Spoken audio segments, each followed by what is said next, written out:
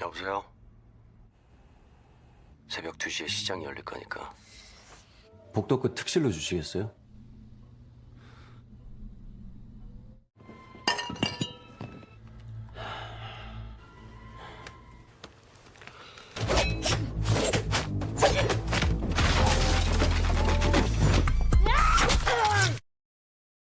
Halo lur, selamat pagi, selamat siang, dan selamat malam untuk kalian semua. Gimana hari ini kerjaan? Lancar? Alhamdulillah. Untuk film kali ini berjudul Ballerina, rilis tahun 2023, menceritakan tentang seorang wanita yang berusaha membalaskan dendam sahabatnya yang sudah tewas akibat ulah dari seorang kelompok gangster. Yang mana setelah sahabatnya tewas secara mengenaskan, ia pun memutuskan untuk memburu orang tersebut sampai ke akar-akarnya. Namun apakah wanita ini berhasil untuk membalaskan dendam sahabatnya itu? Mari langsung saja kita simak ke alur filmnya.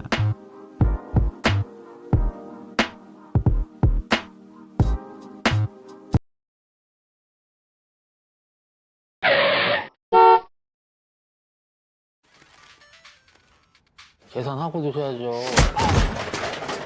Film dimulai di sebuah swalayan yang saat itu kedatangan beberapa perampok yang hendak menguras semua uang dari swalayan tersebut. Karena jumlah perampok ini lebih dari satu orang, tentu karyawan yang saat itu berjaga seorang diri pun tak bisa apa-apa dan hanya bisa menyerahkan semua uangnya. Namun saat mereka sedang beraksi, tiba-tiba ada seorang wanita yang dengan antengnya menyerobot para perampok dan ke kasir karena hendak membayar belanjaannya. 뒤에 금고 계산 좀 해주시겠어요? Tanpa ada rasa takut sedikit pun, wanita yang bernama Jang Ok-ju ini lanjut membayar semua belanjaannya kepada si kasir. Dan karena saat itu tidak ada uang kembalian karena semua uang sudah diambil oleh para perampok, Jang Ok-ju pun dengan santainya mengambil kembaliannya dari tas mereka. Dan tiba-tiba 잔돈이 있을까요?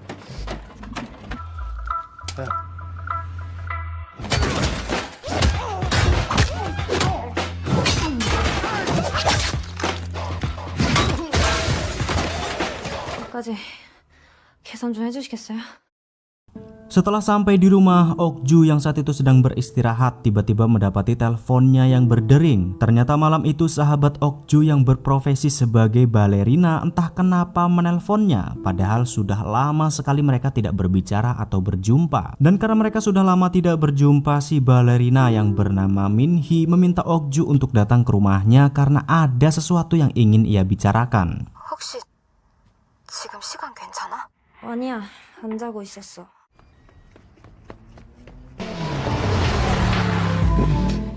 Begitu sampai di apartemen si balerina, Ok-ju yang saat itu memanggil-manggil Min-hee dari luar pun tak direspon sama sekali. Dan karena tidak ada respon, Ok-ju yang tahu password apartemennya lantas masuk untuk memastikan. Namun begitu masuk ternyata Ok-ju tidak melihat kalau Min-hee saat itu sedang berada di rumah. Ia hanya menemukan sebuah kado yang terbungkus rapi di atas kasur dengan sebuah surat di dalamnya. Dan setelah dibuka entah apa maksudnya, Min-hee menuliskan sebuah permintaan agar Ok-ju membalaskan dendamnya kepada seseorang. Dan yang ternyata surat tersebut adalah pesan terakhir untuknya karena Min-hee yang sudah tergeletak di bak mandi bersimbah darah setelah bunuh diri.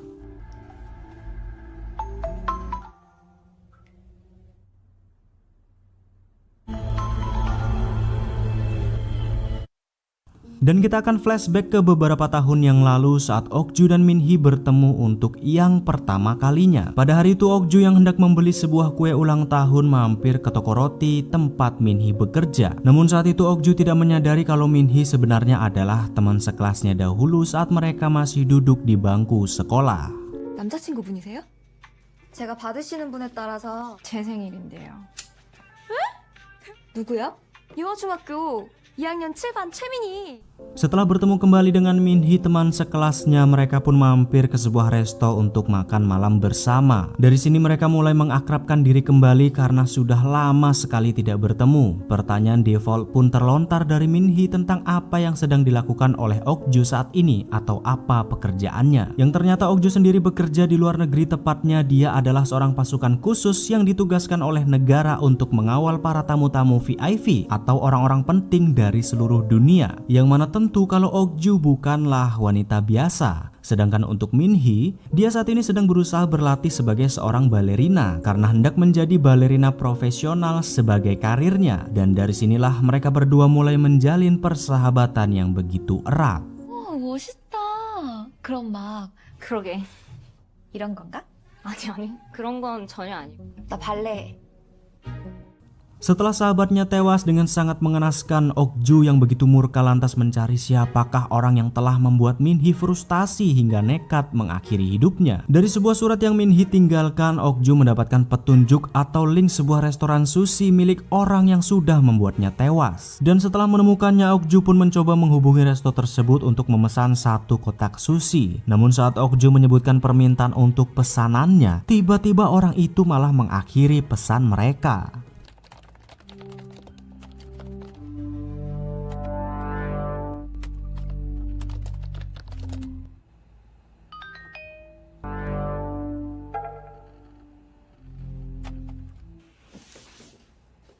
Setelah pesan itu ditutup, tiba-tiba ponsel Min-hee yang ada padanya pun berdering yang entah siapa yang menelponnya. Dan setelah diangkat, ternyata orang yang menelpon ponselnya adalah orang yang sudah membuat Min-hee tewas. Belum diketahui siapa pria ini, sahabatnya kah, pacarnya kah, atau hanya orang kenalannya saja. Yang jelas pria itu meminta mereka untuk bertemu di sebuah tempat dengan nada ancaman, yang mana jika Min-hee tidak datang ke sana, maka ia mengancam akan membuat hidupnya sangat menderita.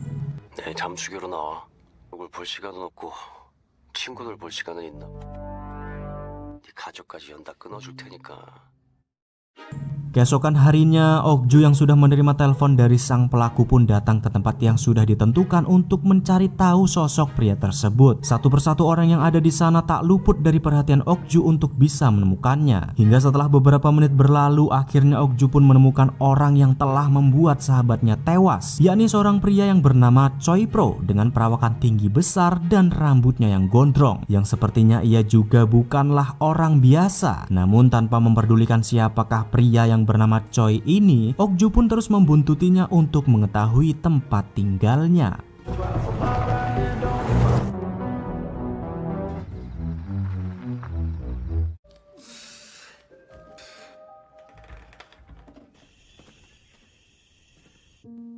Setelah mengetahui tempat tinggal Choi, Ok-ju pun menyelinap masuk ke dalam rumahnya saat ia sedang pergi keluar. Tujuan Ok-ju masuk ke sana adalah untuk memasang alat penyadap demi mengetahui siapakah sebenarnya dirinya dan kenapa ia bisa membuat Min-hee sampai nekat untuk bunuh diri.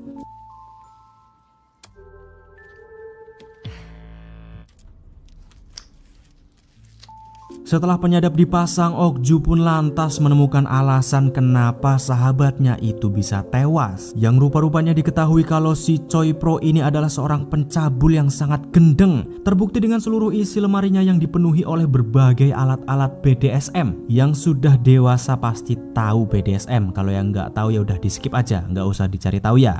Dan tidak hanya di situ, ternyata semua korban-korban kebejatannya tersebut diabadikan di sebuah flash disk untuk diperjualbelikan, termasuk sahabatnya. Rupa-rupanya inilah alasan yang membuat Min-hee stres dan frustasi hingga membuatnya nekat untuk bunuh diri.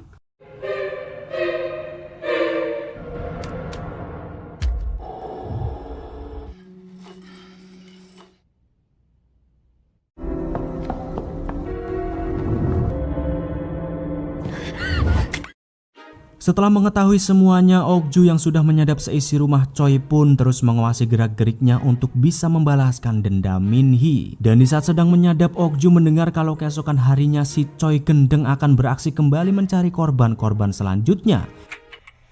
여보세요? 그냥 낚시로 하자.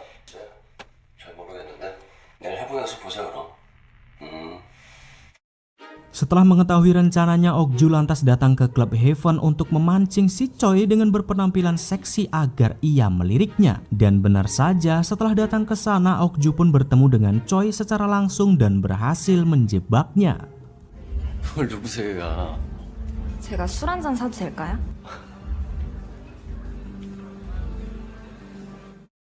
Tanpa mengetahui kalau ia sedang dijebak, si Choi Gendeng ini pun dengan terang-terangan membawa Ok Ju ke sebuah hotel untuk melakukan rencana bejatnya, yang dimana ternyata hotel ini adalah hotel khusus untuk bisnis esek-eseknya dengan semua pengelola hotel yang sudah bekerja sama. Karena tidak ingin diketahui kalau ia sedang menjebak si Choi, Ok Ju lantas terus berpura-pura sebagai wanita polos yang siap untuk dimangsa oleh si Choi Gendeng. 분위기 왜 이렇게 어색해? 술 마실까?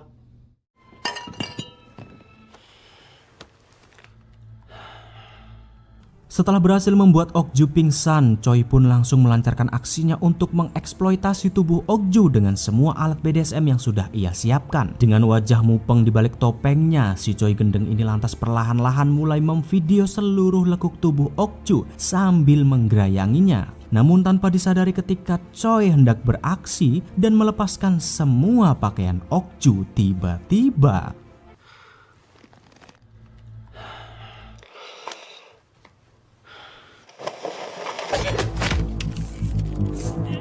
yap, ternyata Ok Ju sendiri tidaklah benar-benar pingsan karena rupa-rupanya ia sengaja membuat Choi lengah untuk bisa membunuhnya. Namun ternyata benar seperti yang terlihat kalau Choi Pro ini bukanlah orang biasa karena ia mampu menangkis semua serangan yang Ok Ju berikan. Bahkan Ok Ju sendiri hampir saja terkapar dibuat si Choi.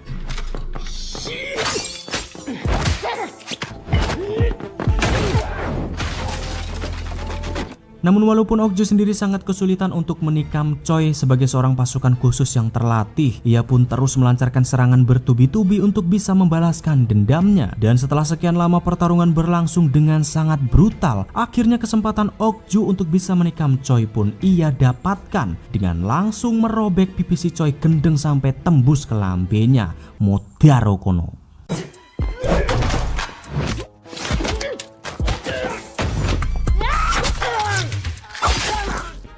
Namun ketika Ok Ju sudah hampir saja bisa membalaskan dendam sahabatnya, tiba-tiba para cacanguk lainnya datang dan membuat Ok Ju harus kabur. Tapi sayang di tengah lorong Ok Ju harus terkepung dengan seorang cacanguk yang memojokkannya dengan sebuah singso. Tapi beruntungnya tiba-tiba ada seorang wanita yang muncul dari balik kamar yang entah siapa dan berhasil membantunya.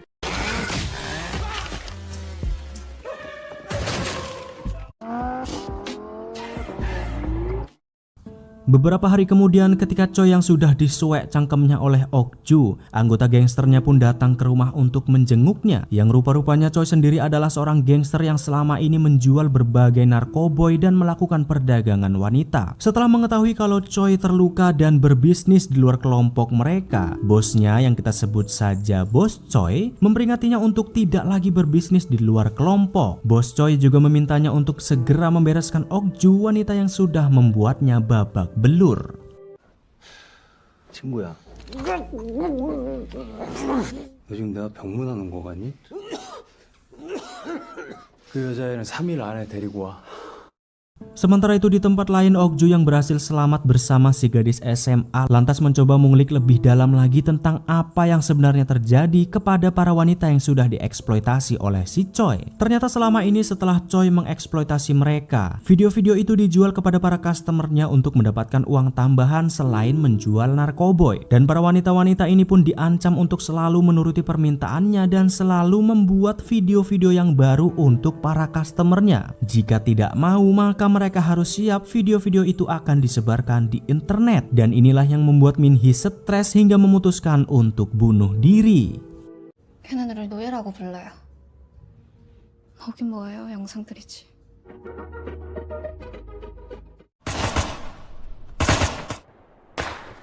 Setelah mengetahui semuanya, Ok Ju lantas pergi menemui mantan atasannya di pasukan khusus untuk meminta bantuan. Yang mana Ok Ju saat itu meminta atasannya untuk bisa menyediakan senpi-senpi ilegal untuk memberantas kelompok Choi. Dan karena Ok Ju adalah salah satu anak buahnya yang sangat berharga, atasannya itu pun memberikan bantuan untuk menyediakan senjata ilegal dari seorang kakek dan nenek penjual senpi. Entah dari mana kakek-kakek dan nenek-nenek ini mendapatkan senjata-senjata itu. Yang jelas Ok Ju membeli semua senjata yang bisa ia gunakan. 제대로 된 거 없어요? 이런 거밖에 없어요.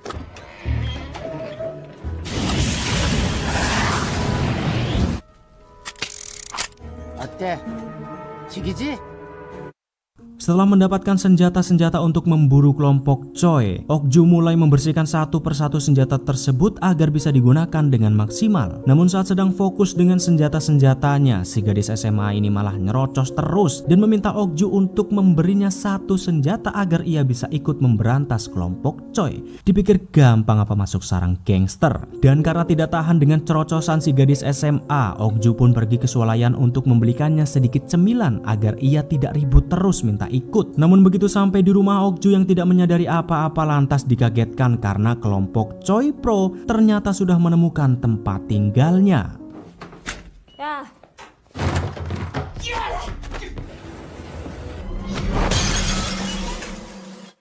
Keesokan harinya setelah berhasil menemukan tempat tinggal Okju, Choi lantas melaporkan hal tersebut kepada bosnya dan mengatakan kalau ia sudah membunuh Okju dan sudah mengubur mayatnya di suatu tempat. Entah yang dikatakan Choi ini benar atau tidak, yang jelas ia yang sudah sangat murka lantas melampiaskan kemurkaannya itu kepada si gadis SMA dengan menyiksanya dengan sangat kejam. 너 오늘 처음부터 다시 시작하는 거다. 눈 안 깔아? Sementara di tempat lain, tepatnya di Hotel Esek-Esek, partner Choi yang saat itu sedang nyantai tiba-tiba mendapatkan tamu yang sepertinya hendak membooking satu kamar. Tanpa rasa curiga sedikit pun, salah satu dari mereka menyambut tamu tersebut ke meja resepsionis. Namun setelah beberapa menit berlalu karena rekannya tidak kunjung kembali, alangkah terkejutnya si botak. Ternyata Okju yang dikatakan sudah tewas oleh Choi, rupa-rupanya sudah ada di sana dan mulai membantai semua rekannya. 그 새끼 어딨어?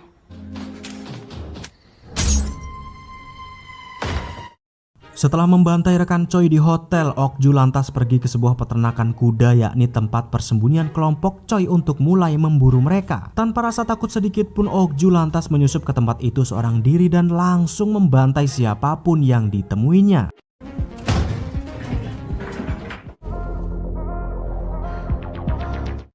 Ternyata bangunan yang dari luar terlihat seperti peternakan kuda adalah lokasi pabrik tempat mereka, kelompok Choi, memproduksi narkoboynya dengan skala besar. Yang walaupun di tempat itu banyak sekali anggota-anggota gangster yang sangat kejam berkumpul termasuk bos Choi, Okju bahkan tidak gentar sedikit pun dan meminta mereka untuk menyeret si Choi gendeng keluar untuk segera ia eksekusi. Namun bukannya mendengarkan baik-baik permintaan Okju, bos Choi yang merasa dirinya sangat hebat pun malah sepele dengannya, yang akhirnya sikap sepelenya itu pun harus membuatnya mati konyol di hadapan para anak buahnya.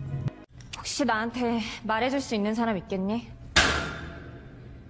내가 여긴 그냥 지나가 줄게. 내가 너한테 뭐 개인적인 감정이 우리랑 뭐 피볼 이유는 없잖아. Dan setelah bos mereka tewas, puluhan gangster yang ada di sana pun langsung bergerak mengepung Okju untuk segera menghabisinya. Okju yang sangat kewalahan akibat kalah jumlah pun lantas hanya bisa berusaha sekuat mungkin agar tidak tewas dari keroyokan tersebut. Namun karena Okju adalah seorang mantan pasukan khusus yang sangat brutal, ia lantas menghadapi semua gangster-gangster itu dengan agak kesulitan. Namun pada akhirnya ia pun bisa menghabisi semua gangster-gangster tersebut dengan seluruh kemampuan yang ia miliki.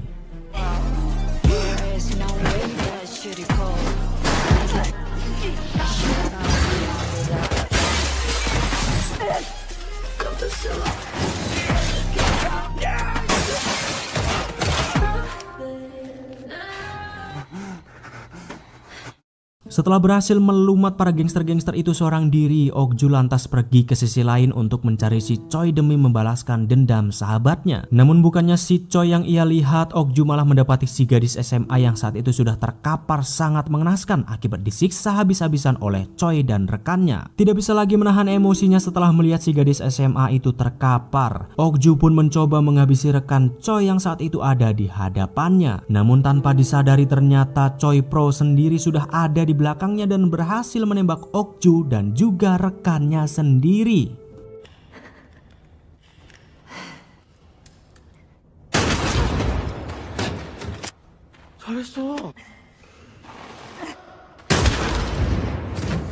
Setelah berhasil menembak lengan Okju, Choi pun lantas mengelilingi mobil untuk segera menghabisinya. Namun siapa sangka saat Okju sudah terpojok, tiba-tiba si gadis SMA yang dikira sudah tewas, rupa-rupanya masih hidup dan mencoba menembak Choi dari belakang. Namun karena tembakannya meleset, Okju pun langsung mengambil kesempatan tersebut dan menembak si Choi Pro beberapa kali sampai ia tidak bisa berkutik lagi.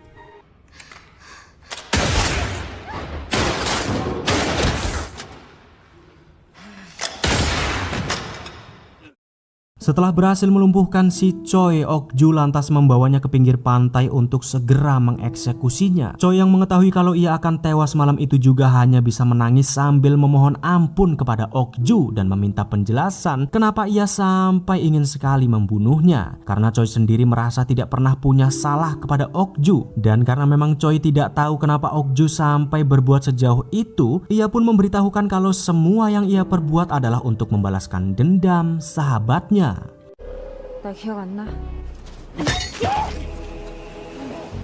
발레리나. Namun setelah mengetahui kalau Okju adalah sahabat Minhee, bukannya memohon ampun, si Choi gendeng malah semakin membuat Okju marah dengan mengatakan kalau dia tidak percaya jika sahabatnya adalah seorang balerina. Karena Choi sendiri sudah melihat semua lekuk tubuh Minhee dan mengatakan kalau tubuh Minhee gendut dan tidak pantas untuk menjadi seorang balerina. Tentu setelah mendengar semua ocehan tersebut, emosi Okju pun semakin memuncak dan langsung menghabisi si Choi gendeng. 내가 지옥 가서 그녀한테 똑같은 짓. 흑혀? 내가 너 지옥까지 쫓아갈 거야. 내 죽을 만큼 그렇게까지 잘못한 건 아니.